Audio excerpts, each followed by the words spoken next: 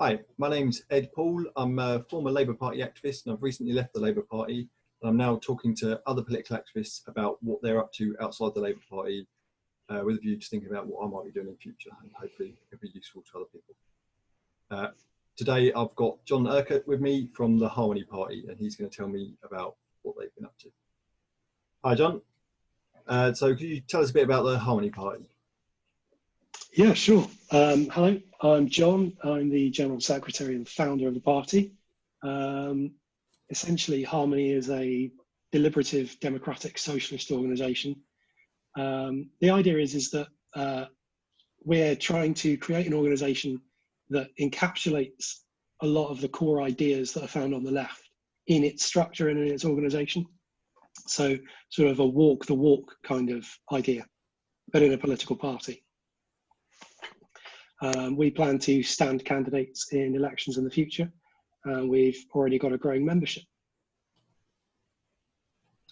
Okay. When you say growing membership, are you happy to talk about numbers? Are we talking hundreds? No, yeah, no. We're talking. I don't know what the date is. I've just got to check.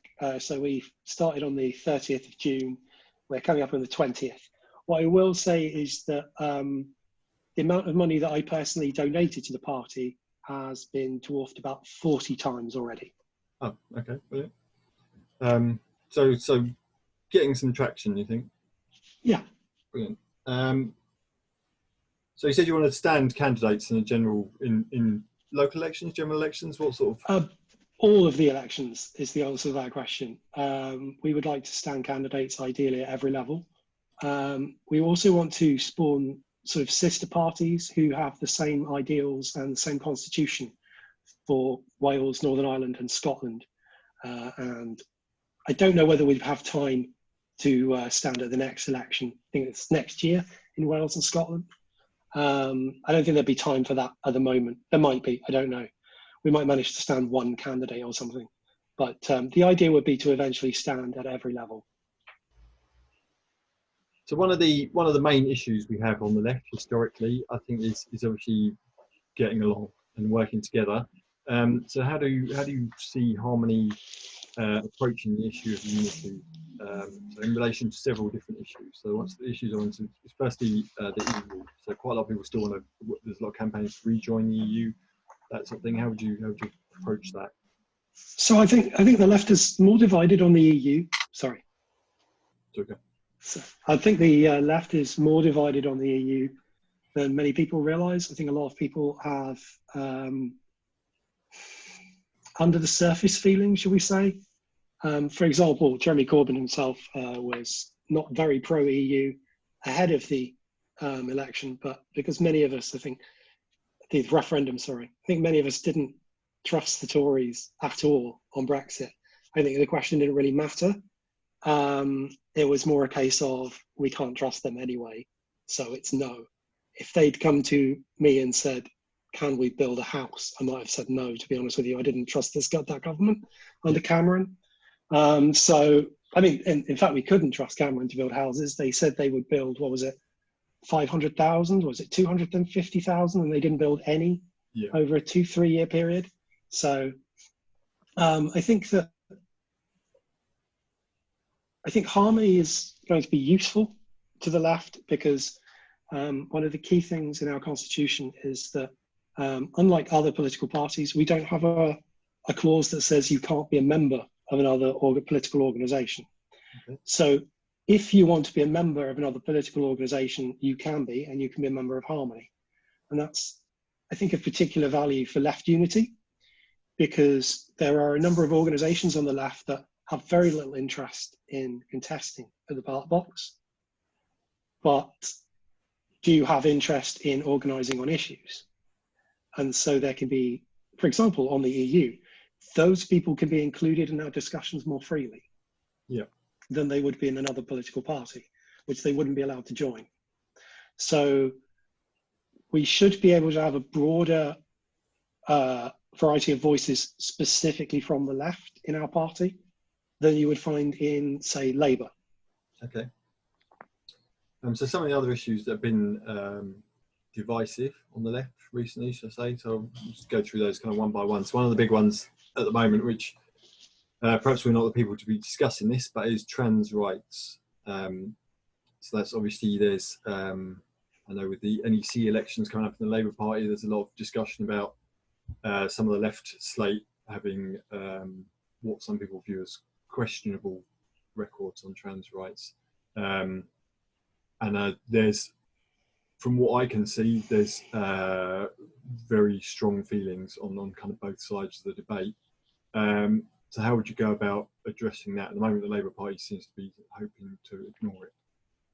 Well, Harmony is anti-hate. We don't have consensus yet, so I can't tell you exactly what the nuance will be, but effectively trans rights are human rights. The party is founded on an anti-hatred platform. Self-determination is a key human right. Abridgment of that right, in my opinion, and in my opinion, as the party constitution would see it, is an act of violence, an act of hatred. I think, as I was saying on Twitter yesterday or the day before in a thread, when we have identities, we use those to mark out the perimeters of ourself. And so if people say that we're not allowed to determine our own identities, then I think that this is in and of itself an act of hatred, because it's an abridgment of self. And I think almost all human rights are basically built on the notion that other people can't abridge you. Yeah. Where I stop is where you begin. But I think I don't want to get into the ins and outs of the debate, particularly because I'm not the right person for either side. I should know that I'm non-binary. Okay. But obviously, some people who might want to join Harmony might feel that some trans rights are an infringement on women's rights, for example, and they might have a different idea of what constitutes women than other people. So is that just something that you see Harmony is trans rights, human rights, and that's the debate, that's the position, or is there room for that argument? I'm not really sure that there's room. I think if somebody can come up with a way to argue their position that doesn't involve any of the vitriol or the hate that I have encountered on a day-to-day basis for some time on this issue, and especially my friends have who are more obviously trans, I don't think there's any way to have the discussion in the way that the, I don't want to call them what they call themselves, but the people who question the ability of self-ID, I don't think there's any way for them to be included in the discussion while they're using the discussion as a platform for hatred. Right, okay. But at the same time, as I say, if they can present their argument sans hate, then they can come and discuss it in the party. But there's a real risk of, in my view anyway, I don't know how it's going to play out because I'm one person, and how consensus actually figures out where the constitution lies on hate, because we have transphobia is listed in the constitution as being something that's not allowed in the party. It's a form of hate speech. Okay. And so I'm not sure exactly where we'll end up marking out the line of what transphobia is. That will be something for party members to discuss. And I would expect it to be something that stakeholders themselves would lead on. Like, we'll probably set up a working group specifically for that issue. Okay. Because I'm aware it's a very complicated and heated topic. Yeah. I've had to forcefully end a number of conversations on Twitter with people on the other side of the discussion because it's escalated into just basic unending hate speech. But at the same time, I know that it does happen the other way as well. And there are people on my side of the discussion who close discussions by flinging hate speech. But I think it's also important to remember that aggression of that sort is almost always because people have run out of the ability to express themselves. And I think we see that a lot in our society today, right now, because there are no forums for debate and discussion. There are places where we can debate and discuss, but there are no forums that are designed for that. And I think deliberative democracies like Harmony could play a key role in enabling that in our society. Brilliant. I just want to apologise for assuming binariness. I'm a bit, we're all on a journey, I guess. It's just instinctive, unconscious bias, I guess. So I'm learning as well. The other issue that I think is quite divisive on the left, and something I often try and wedge myself right in the middle of on Twitter for some reason, is anti-Semitism in the Labour Party. There's quite a lot of different aspects to this, but I think one of the aspects for groups outside the Labour Party who want to, on the left, who want to work together, is some of those groups feature people who've been expelled from the Labour Party for alleged anti-Semitism in relation to issues that things or whatever that's been alleged to be anti-Semitic. Now, in most cases, the people accused have denied that they're anti-Semitic or what they did was anti-Semitic. So, but for a lot of people, some people I've spoken to on the left think there are issues with some of that behaviour and that they need to, we need to address that. So without trying to name names, I guess we all know the sort of people I'm talking about. But how do you go about working with groups that maybe strongly feature people who might be contentious in that way? I think we can't trust the Labour Party's processes anymore. That's partly why I left. I think in light of the Labour Leaks documents, we just can't necessarily believe that people were ejected from the party for the reasons that were stated. The investigations were often not, shall we say, even-handed. Anti-Semitism was given greater, priority in some cases than other forms of racism. And I think that's reprehensible. And I think that it's important that we ensure that moving forward, all forms of racism and hatred are addressed equally on the left. I also think that there is a problem with anti-Semitism on the left, but I think it's not the kind of, I don't think it's anti-Semitism of the sort that people think of when they hear the word anti-Semitism. I think it's more a kind of mute rage anti-Semitism, where people are repeatedly told that they're not allowed to talk about certain things. And so they assume that the people who they associate with that object of rage are the people who should receive that rage. In this case, that's the Jewish people. So I think there are anti-Semites out there who are essentially in the category of just furious at Israel, and they've latched that rage of what Israel is doing in the occupied territories onto the Jewish people as a whole. And we see that a lot with all forms of hatred. There are people who their whole lives hate a particular class of people, but they don't hate that class of people for anything that class of people have actually done. They hate them for an association. And if they meet or engage with people from that class, they tend to find that that hatred melts away. I think if you look at the language people use, they use language that implies that they hate all what they call Zionists, or I know people think that that's a bit of a dog whistle, the word Zionist in particular, but it's not always, and that also causes a huge amount of confusion about who's talking about what. And I think that's beneficial to certain elements who've certainly taken advantage of it. So I think it's a big confusing mess,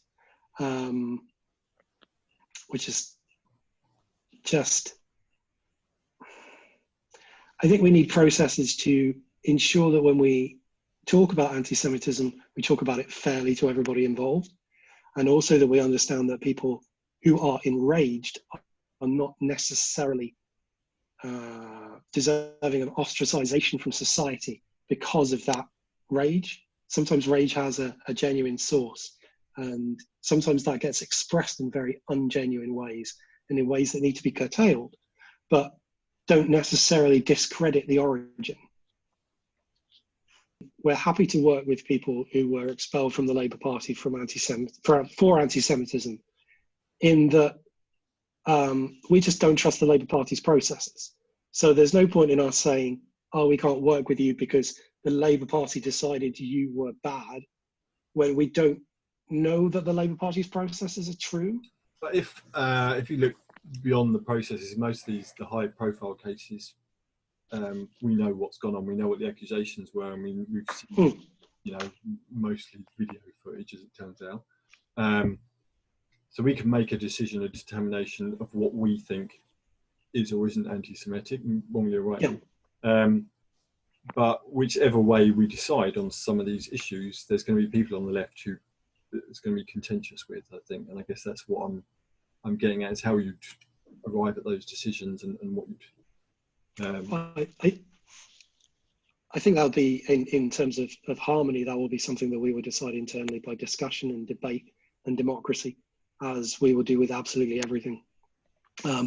We actually have a special committee for matters of dealing with matters of anti-Semitism, hatred, racism, transphobia, and so on and so forth. We actually have two organisations inside the party who would be looking at those in concert with each other and evaluating each other as a balancing act, as it were. Okay. So we should be able to come to some good decisions about where the lines are. Yeah, I think one thing probably most people would agree with is certainly the way this issue has been handled by the Labour Party has been pretty disastrous, and I don't think it's really been handled honestly by almost anybody involved. And I think that's something that certainly needs doing by somebody, is for us to have an honest conversation about. Yes. A lot of these things that have gone on. Given the left couldn't control the internal Labour Party machine when we had control of the leadership and a lot of the NEC and some of the top jobs, how do you think a Socialist Prime Minister, perhaps Harmony Party Prime Minister, would fare better when it comes to handling the civil service, the military, the judiciary, and the kind of machinery of state, when the left failed so badly to do that just within the Labour Party?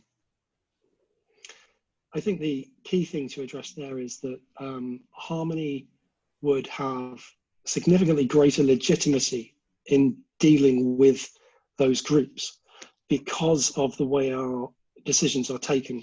So the civil service, the media, and other groups will struggle to argue that Harmony's consensus is illegitimate or not what people really want, because we will be able to point to a paper trail of how and where and why.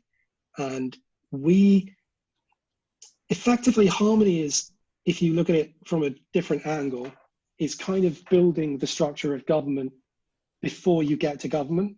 So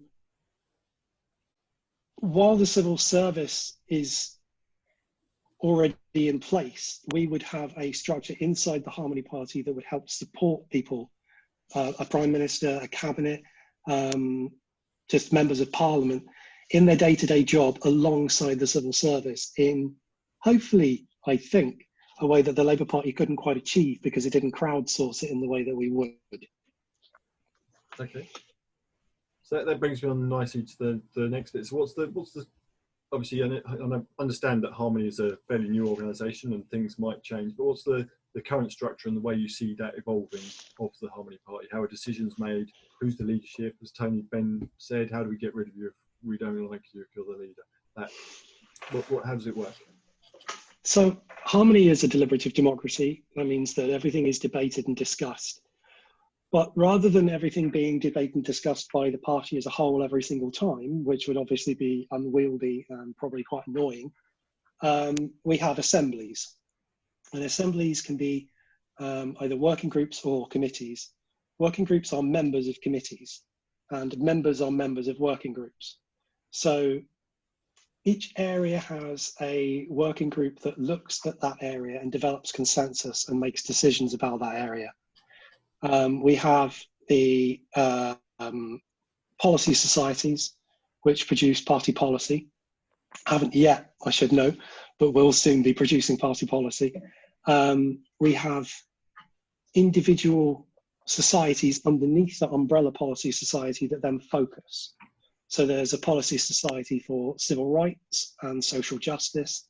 There's a policy society for defence, and so on and so forth. Now, members who are interested can join the policy societies that they're most interested in and or have the most expertise in, and can then deliberate and discuss the issues in microcosm. But there are also macrocosmic ways of addressing these issues.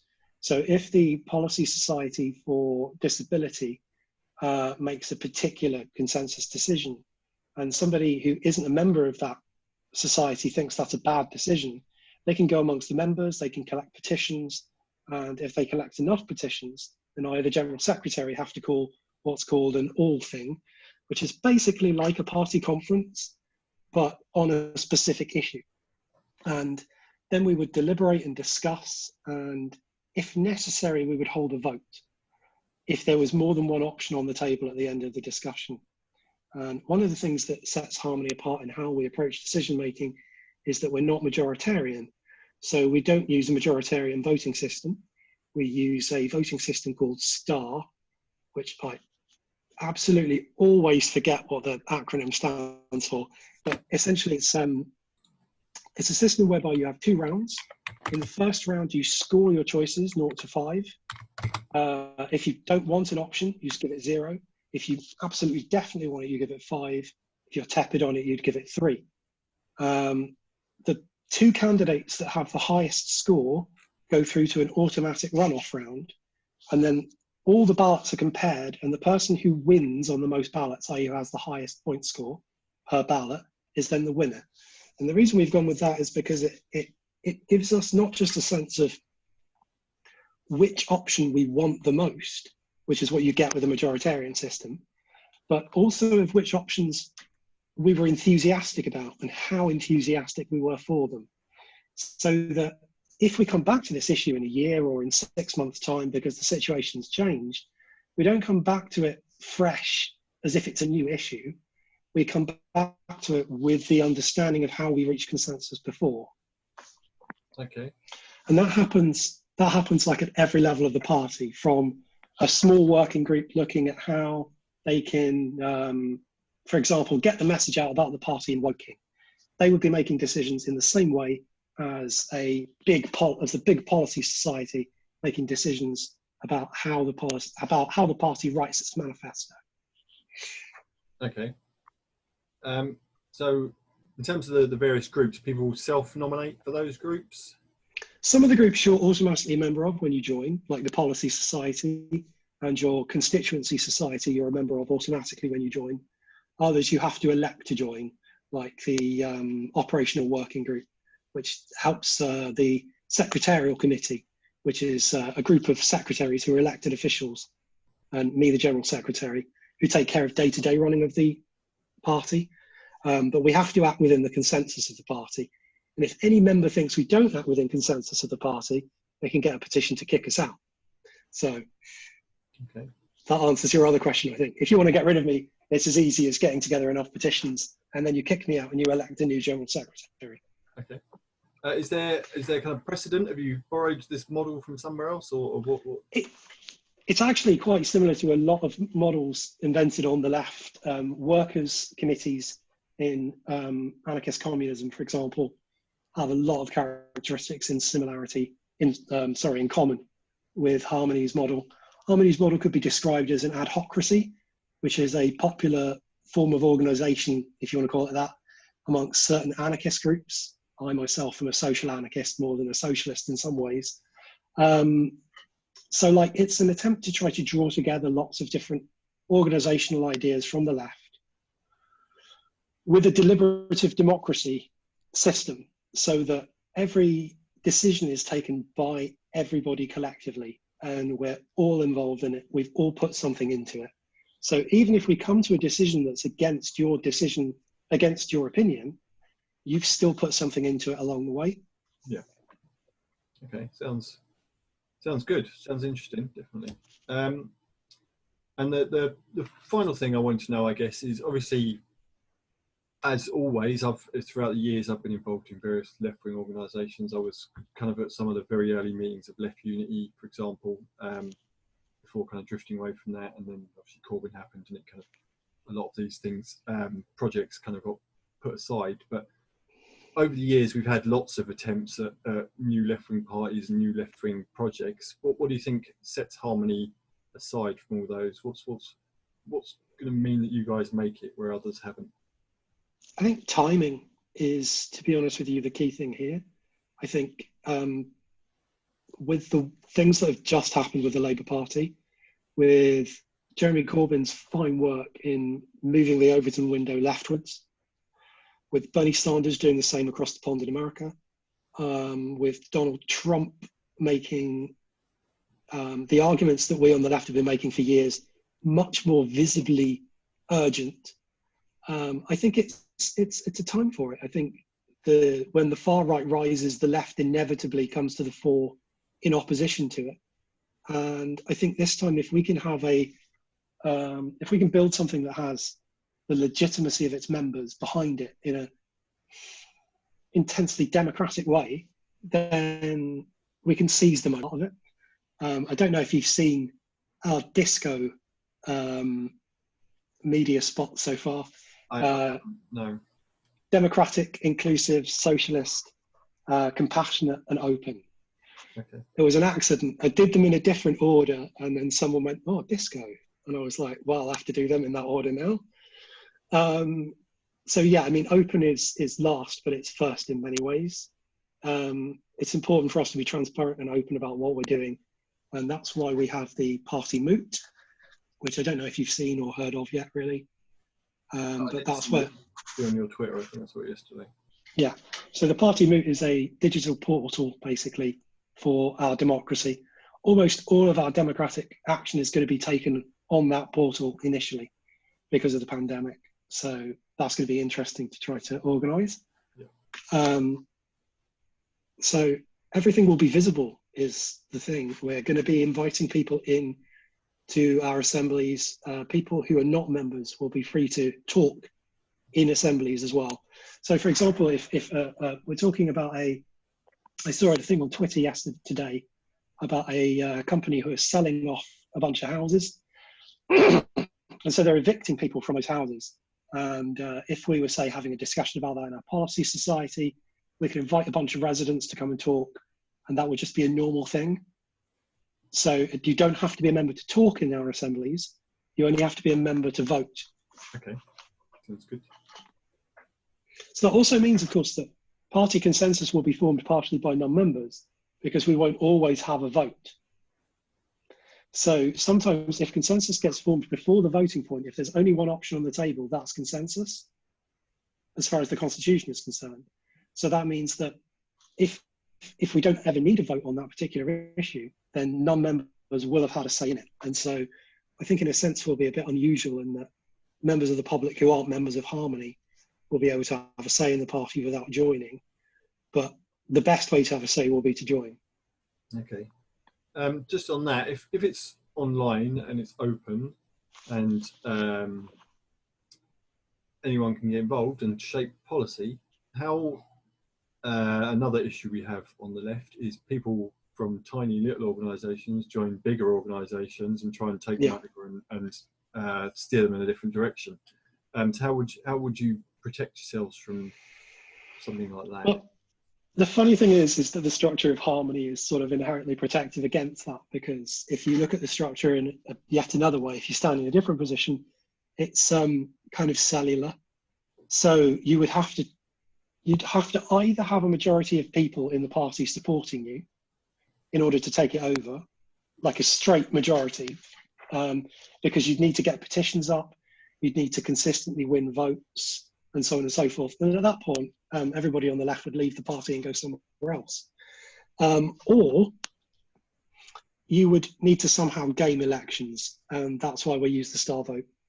Okay. Because it would be very hard to game. There are always ways to game elections, but the main way of gaming a star vote is by absenteeism. So you can sort of game the vote by not taking part in the vote, but that doesn't work very well with it. So it's very hard to sort of take over the party without just changing the party. Yeah. And also there are constitutional protections to the things that make harmony harmony. Okay. And just to, I'm kind of conscious. The Constitution is viewable on the website, by the way. Okay. I'm conscious this has got a bit technical, and we're talking about the structure a bit too much. You give us an idea, I guess, more of the politics. If you're going to sell it to someone on the doorstep tomorrow, obviously you're still working out policy, but what sort of things do you think? What sort of economic policy? What sort of what are the broad policy strokes? I guess the key thing is that harmony is compassionate and puts people first, which sounds quite wishy-washy, but means that in all likelihood we're very likely to support things like, for example, UBI in the near term, at the very least, because people need security, especially when there's a pandemic happening. And even if the pandemic's ended tomorrow and COVID-19 was over, there would always be the threat of it returning. And so we've had it sort of thrust in our face again as a society that we need not just a safety net, but we need to make sure that no one falls in the first place. And so I think very much the approach would be that Harmony wants to take a public health approach to governance across the board, whereby you try to prevent harm before it happens. You don't just try to fix it afterwards. Yeah. When you're fixing it afterwards, that was the last resort. You've failed somewhere and you need to address that. Okay. All right. I think that's we've gone on long enough, I think. All right. Thanks a lot, John. It's good to talk to you. Thanks very much.